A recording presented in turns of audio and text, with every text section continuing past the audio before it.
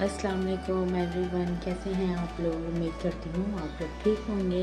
और अभी टाइम हो रहा है 7:15 बजे का और मेरे बच्चों के स्कूल जाने का टाइम हो चुका है। तो मैंने कहा चलें उठे, थोड़ी देर बस लेटी थी सहरी के बाद। तो आराम से मैं इसलिए बोल रही हूँ कि मेरे बच्चे सोए हुए हैं और फिर अच्छा नहीं लगता ना सुबह सुबह उठ कर वीडियोज़ बनाना शुरू कर दूँ। तो बस अब बच्चों को मैं भेजूँगी स्कूल के लिए, रेडी करती हूँ। और अभी ये इस कमरे का हाल देखें आप। ये रात में बच्चे बिस्तर वगैरह खुद करते हैं ना अपने, तो ये सब फैला देते हैं। तो इंशाल्लाह अभी मैं आपके साथ पूरी वीडियो शेयर करती हूँ। सबसे पहले मैं सबूर के लिए नाश्ता बनाऊँ, उसका बैग बनाना है और पानी की बोतल्स भरनी है, तीनों बच्चों के लिए काम करना है। तो बस थोड़ा थोड़ा शॉर्ट्स मैं आपके साथ अपलोड करती हूँ।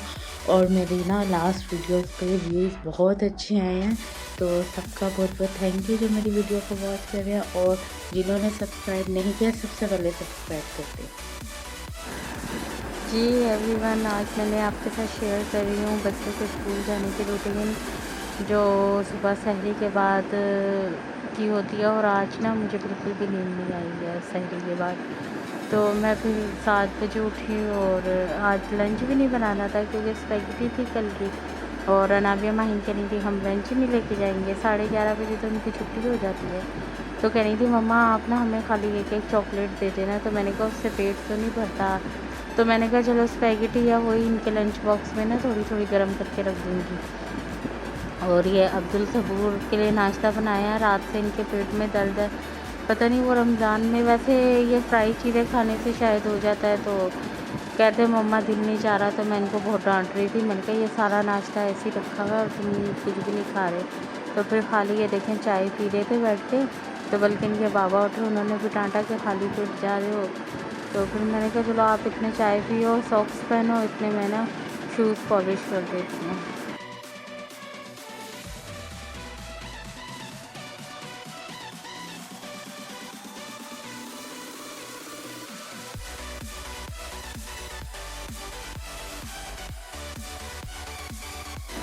अब्दुल सबूर जा चुके थे और क्योंकि ये निकल जाते हैं तकरीबन 7:50 पे निकल जाते हैं। तो अब ना तीनों बच्चों की ना टाइमिंग सेम हो गई है 8:30 की ना। तो अब्दुल सबूर को पहले छोड़ कर आते हैं मेरे हस्बैंड, फिर आते हैं तो तकरीबन 8:25 हो रहे होते हैं। तो अनाबिया माहिन का स्कूल तो करीब ही है, तो चलें 5-6 मिनट लेट हो भी जाए तो कोई मसला नहीं है। तो इनको फिर ले जाते हैं। तो वो जैसे ही निकलते हैं फिर मैं इन दोनों बहनों को उठा देती हूँ। और आज नाबिया की भी तबीयत दोबारा से इसके पेट में दर्द है, जबकि डॉक्टर ने टेस्ट लिखा हुआ है। लेकिन मैं अपने हस्बैंड से यही कह रही थी क्या करें, क्योंकि जिन डॉक्टर को हम चेक कराते हैं ना वो अभी आउट ऑफ सिटी गए हुए हैं। तो मैं यही सोच रही थी कि वो आ जाएँ तो उनकी दवाई ना मेरे बच्चों को फ़ौरन लग जाती है। अभी भी जहाँ हमने दिखाया है ना वो उधर ही हॉस्पिटल में साथ ही बैठे होते हैं, तो उनके पास भी बहुत आते हैं पेशेंट। लेकिन बात ये होती है ना बच्चों को रास आने की बात होती है दवाई ना। तो फिर अब दवाई तो उनकी रेगुलर चल रही है। और जो विटामिन डी की बहुत ज़्यादा कमी बताई थी अनाबिया में, तो वो भी उसके इंजेक्शन भी पी रही हैं ये, और दवाइयाँ भी ताकत की पी रही हैं। पेट के दर्द की दवाई दी हुई है एंटीबायोटिक, वो भी इसकी 10 दिन उन्होंने कहा था पिलानी है इसको ना। फिर टेस्ट करवाना है, लेकिन अभी टेस्ट करवाने पे मुझे ना थोड़ा सा अभी मैं सोच रही हूँ रुक ही जाऊँ। और ये देखें अब्दुल राफ़े उठ ही नहीं रहे थे। मैंने कह रही थी हट जाओ, मैं गद्दे को अंदर कर दूँ फिर झाड़ू लगा दूँगी, लेकिन ये सुन ही नहीं रहे थे मेरी बात। तो बस ये मैंने सारे बिस्तर उठाए। और आज ना हवा ठंडी ही चल रही है सुबह से।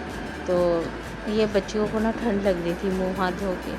तो ये कहने लगी मम्मा हम रज़ाई में बैठे। मैंने कहा चलो तुम लोग बैठो, इतने मैं बिस्तर वगैरह उठा देती हूँ और बाहर सोफे की चादरें वगैरह झाड़ देती हूँ। तो मेरे काम है थोड़े से, क्योंकि क्लीनिंग के लिए तो खैर अब मैंने उनको लगाया ही है सफाई के लिए। लेकिन जो सुबह में ना क्योंकि कचरा तो ज़ाहिर है बच्चों के घर में देखें हो ही जाता है।